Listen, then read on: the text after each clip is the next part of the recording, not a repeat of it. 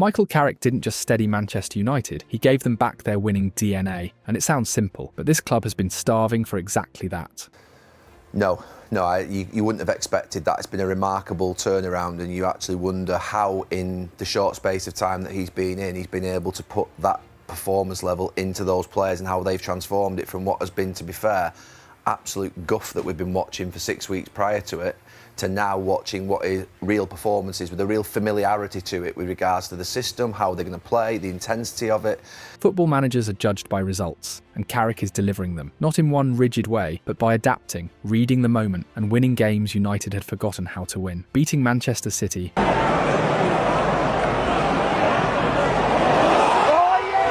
and Arsenal in his first 2 matches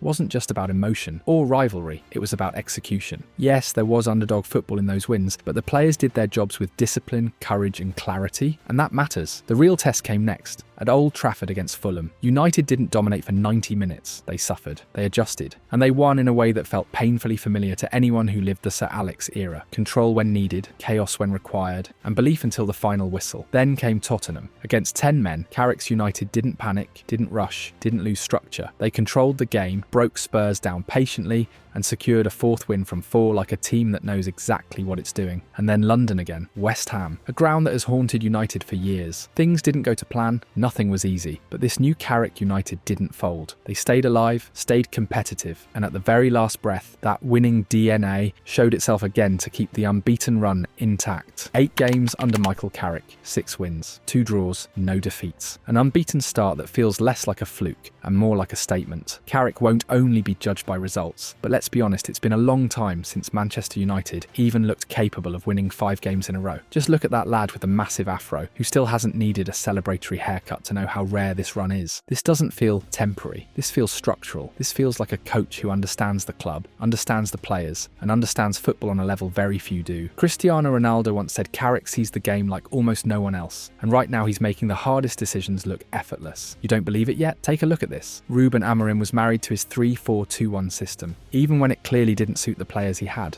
He left Manchester United with the worst goals per game ratio and the lowest percentage of clean sheets of any manager in the club's Premier League history. And it started to look like he was getting somewhere, or maybe moving to a back 4. He went back to the 5 at the back against Wolves, and possibly one of the worst performances that you'll see from a team this season against Wolves, I would say. But no matter what it is, I don't think he is in any position whatsoever to be questioning the people who appointed him. Why not? Because he's not good enough. He's not good enough to be Manchester United's manager. The numbers were brutal, but the feeling around the club was even worse. Michael Carrick is the complete opposite. From day one, his arrival was welcomed by a dressing room that respects what he achieved as a United player and understands that he gets what Old Trafford does to you.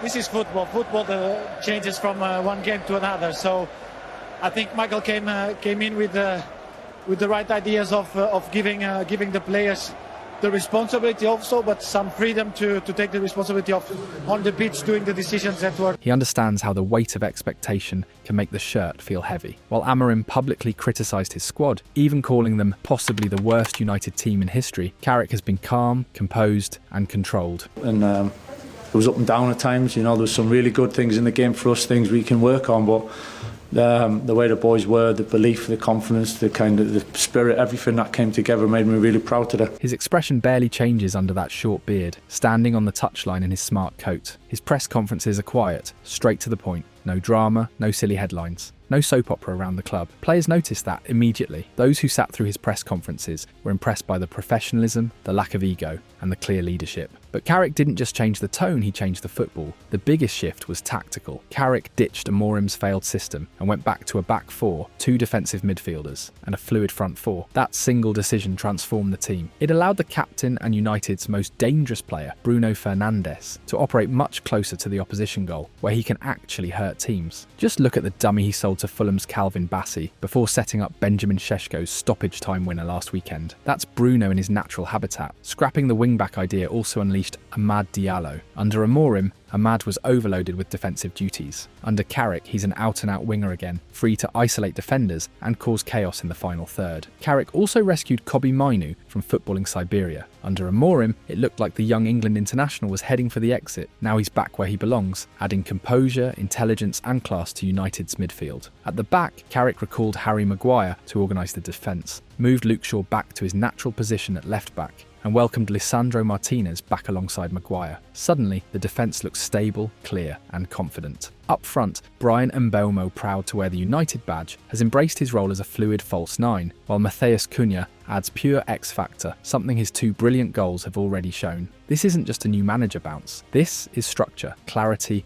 and players finally being used in the right roles. And that's why Michael Carrick's Manchester United already feels like something we haven't seen in a long time. Michael Carrick's Manchester United is finally working in attack, and the numbers back it up in a scary way. Under Carrick, United have scored 11 goals in just 5 games, a rhythm they simply hadn't shown for a long time. And right now they only trail the top 2 teams in the league in the scoring charts. But it goes even deeper than goals. Manchester United are now on the longest unbeaten run in the Premier League, with 9 straight games without defeat, something that felt impossible not long ago at Old Trafford. And this is not about one player carrying the team, this is about structure, confidence and clarity. Carrick has created an environment where every player can shine in his own way, where roles are clear and decisions are simple. Bruno Fernandes looks liberated, Mainoo looks reborn, Amad looks dangerous again, Maguire looks solid, and the team looks united, aggressive and fearless. The change has been brutal, immediate and undeniable. This doesn't feel like a lucky run. This feels like identity coming back. And if you still don't believe it, take a look at this. Carrick has transformed this Manchester United because the key players have finally taken responsibility again, something that looked completely lost under Ruben Amorim. Transitioning from a wing-back to an out-and-out wide man has changed Patrick Dorg's life. To be fair, the 21-year-old was already improving towards the end of Amorim's spell, but under Carrick he has reached another level. Playing on the left side of a 4-2-3-1 looks like his perfect role, and recently he has looked almost unplayable. He scored the second goal in the win over Manchester City, and then produced his best goal yet away at Arsenal. Sadly, his injury will keep him out for a few weeks, but the improvement under Carrick has been brutal and undeniable. However, the player who has truly changed the face of Manchester United under Carrick has a name and surname, Kobbie Mainoo. The partnership with Casemiro, which Amorim seemed to consider unworkable, has been outstanding, especially with the formation change, allowing Bruno Fernandes to shine higher up the pitch. Mainoo has adapted perfectly. Considering how few minutes he had before, he deserves huge credit for finding rhythm so quickly. He brings balance, composure and excitement for the fans, but at the end of the day, he is simply a very good footballer. Against Tottenham, Mainoo completed 33 passes in the final third, 12 more than ever before in a Premier League match. It was the highest number of final third passes by any player in the league that weekend, and he also delivered a brilliant assist.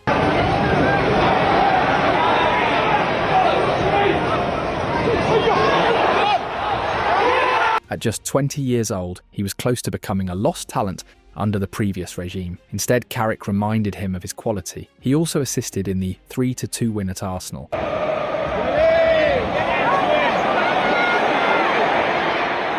And if he continues like this, it will be hard for England boss Thomas Tuchel to ignore him ahead of the World Cup. Since Mainoo became a starter again, United have not lost. And then there is Bruno Fernandes, who has consolidated himself as the best midfielder in the world right now.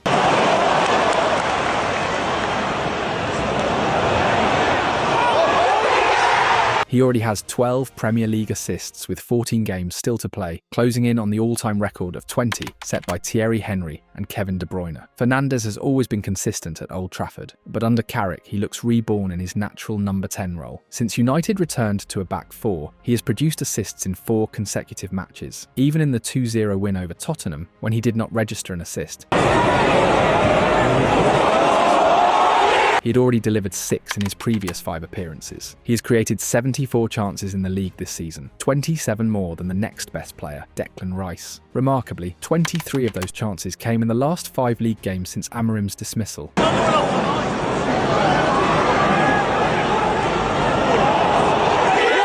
His goal against Tottenham brought him to 200 goal contributions in 315 games for United, reaching that mark faster than Scholes, Giggs, Beckham and Cristiano Ronaldo. Only Wayne Rooney did it quicker in the Premier League era. The explanation is simple. Carrick had the brilliant idea of using one of the best number 10s of his generation as a number 10. Defensively, Harry Maguire has been impeccable since returning. He expertly marshalled Erling Haaland in the derby and did not lose a single ground or aerial duel in 97 minutes against Arsenal. 2 clean sheets in 4 games under Carrick, and Maguire has been a huge factor. On the ball, the team looks calmer and more assured, and his leadership has been vital. But if we talk about defence, we must talk about Lisandro Martinez. Since returning from his serious injury, United's backline has undergone a complete transformation. With Martinez in the 11, the team has kept 3 clean sheets in 10 matches, and he has dominated elite forwards, including Haaland, who has failed to score in 6 of 7 games against him. Against Tottenham, Martinez recorded 4 tackles, 2 interceptions, 94% pass accuracy from 109 passes, and sent 21 balls into the final third. Since his return, United have lost once in 13 matches. His presence has restored order, character, and belief. Up front, Brian Mbomo has taken a step forward since returning from AFCON. Playing as a number 9, his pace in transition makes United lethal on the break. He has scored against Manchester City, Arsenal and Tottenham.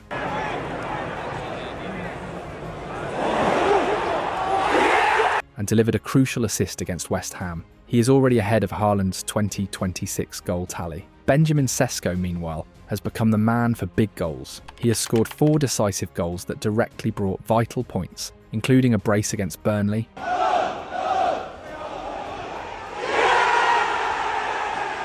the winner against Fulham,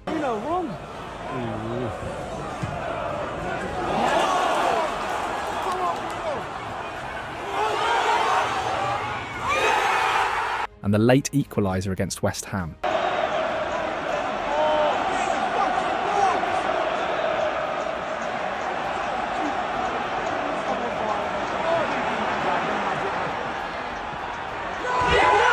Sesko has scored 5 goals in just 241 minutes since Amorim was sacked, averaging a goal every 48 minutes. Many of those came from crosses, highlighting how important he is when teams sit deep. If United want to break down defensive blocks like Everton, Sesko deserves to start. And finally, if this United side is competitive again, Sene Lammens deserves credit too.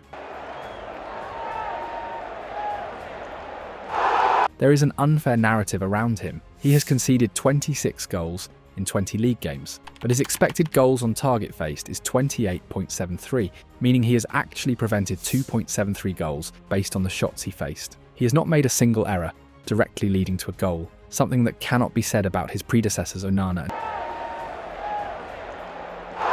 and Bayindir.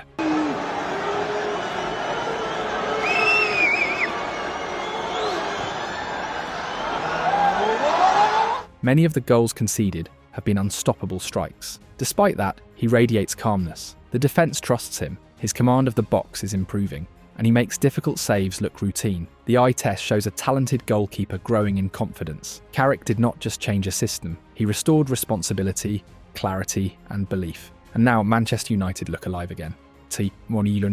Michael Carrick has been absolutely brilliant so far, and if he keeps this pace up, he'll fully earn the permanent Manchester United job. But that draw against West Ham exposed something that can't be ignored. It was their 6th draw in 8 away games against teams currently sitting in the bottom half. This United side have shown they can beat elite teams, playing as the underdog, sitting in, suffering, and striking on the break like they did against Liverpool and Arsenal. But when they're the ones expected to control the game, when they've got most of the ball, things start to look a bit awkward. Let's look at the numbers since August 2024, because they tell the whole story. When United have less than 50% possession, they've played 22 league matches. They've won 11, drawn 7, lost just 4, and averaged 1.81 points per game. That's proper competitive form. That's a team that knows how to dig in and nick results. But when they dominate the ball with over 60% possession, it's a different picture. In 15 matches where they've had control, they've won only 4, drawn 6, lost 5, and averaged just 1.2 points per game. Stretch that over a full season and you're talking about a 69-point campaign playing reactive football, compared to just 45 points when trying to dominate. That's massive, and that's the real Carrick dilemma. His United are lethal in transition. When there's space to attack, they're electric. But when teams sit deep and say, "Go on then, break us down," United slow right down, look predictable and struggle to turn possession into clear chances. Carrick even admitted it, saying controlling games better is something we'll get towards. Even the way he said it felt a bit unsure, like he knows that's the next big hurdle. If Manchester United want their first top 4 finish since 2023, they simply can't keep dropping points against struggling sides. Beating the big boys gets headlines, but breaking down the smaller teams wins you leagues. And that's the next level Carrick has to reach.